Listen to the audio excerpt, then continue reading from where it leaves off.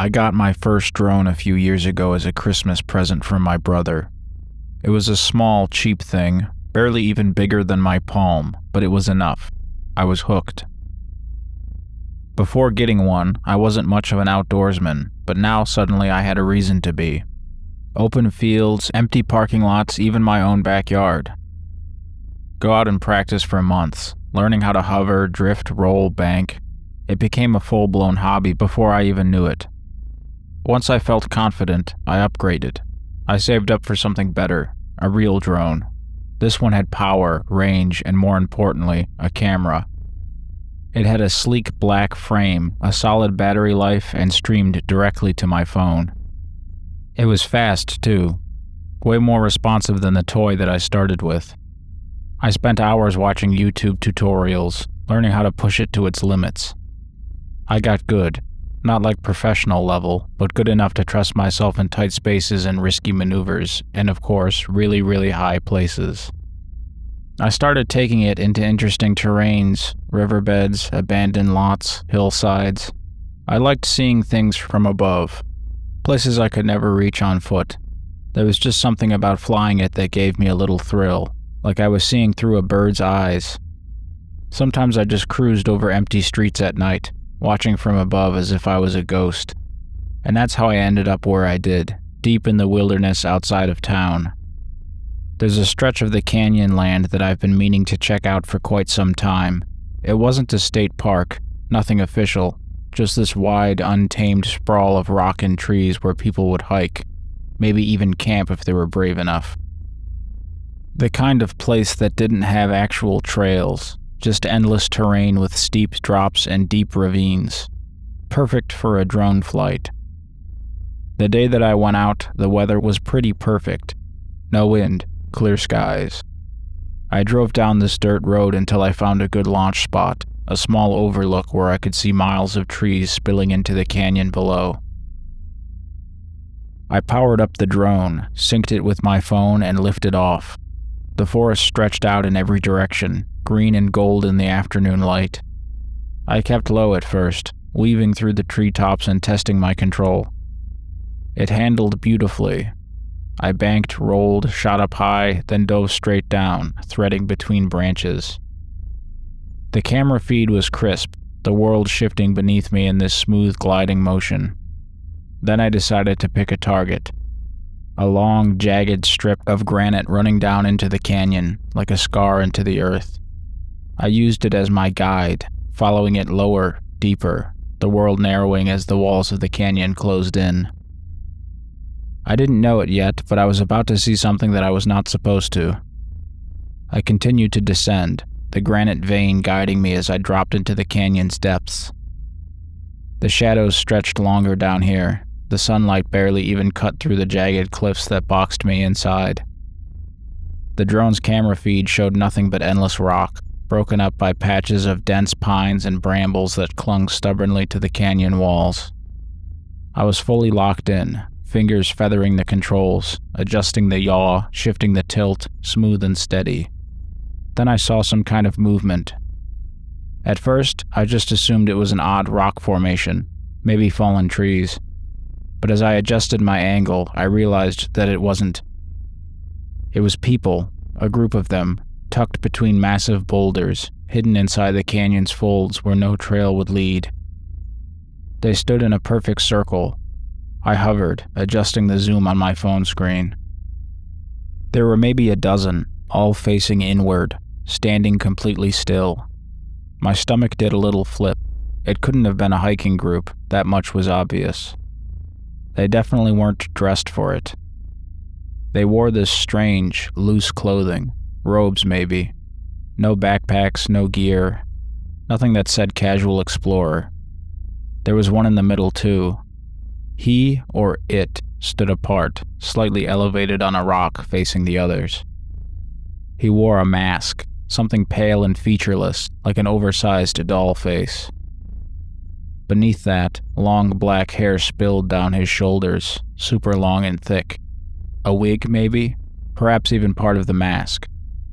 He lifted his arms slowly, as if giving some kind of sermon, though I couldn't hear a damn thing. I swallowed and just kept watching. I'd flown over people before, hikers and bikers, even couples having picnics. Nobody ever looked up, but this was very different, and this felt wrong. I wasn't recording, and my thumb fumbled for the button, but before I could press it, they began to move all at once.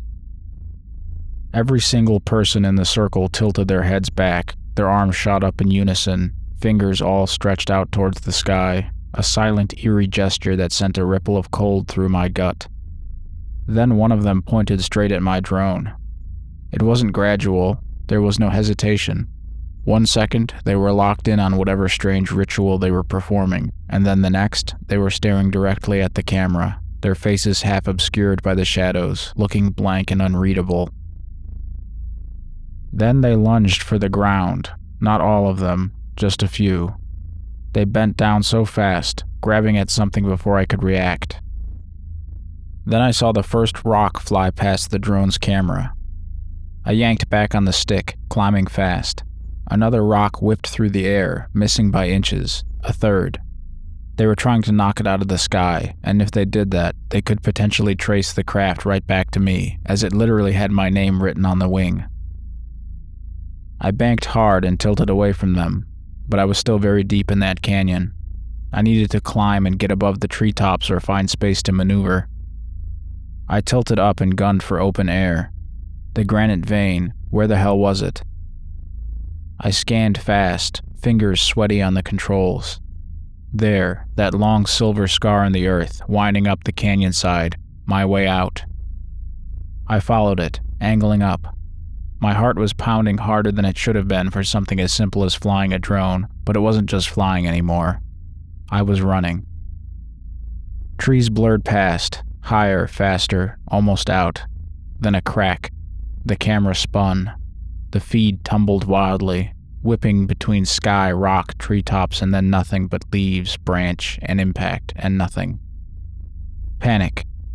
No, I swore. Tilted the controls, trying to get some kind of response. The screen showed nothing but frozen distortion. My drone was down. I just sat there staring at the screen, a heart jackhammering in my chest. I could just leave it.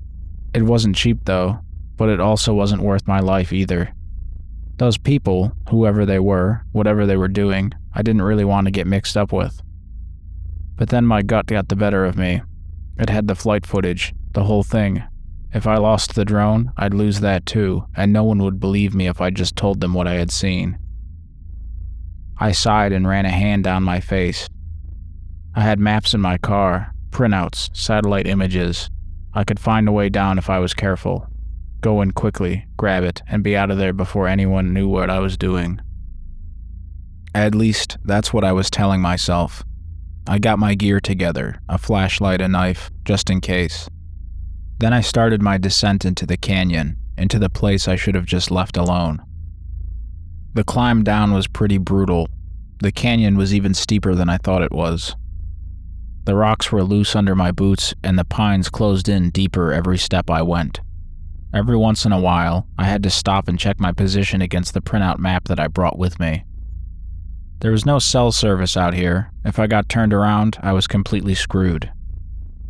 I kept moving, scanning for anything familiar, especially that granite vein, the spot where the drone went down, the boulders where I saw them. After around 30 minutes of searching, I found it.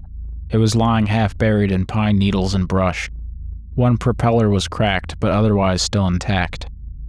Relief hit me hard. I crouched and reached for it, but then a sound, a high-pitched warbling. It echoed throughout the canyon. It was thin but sharp, like voices singing, but wrong. High and stretched, like somebody pulling their vocal cords past their limits. My stomach clenched as I looked up. They were coming.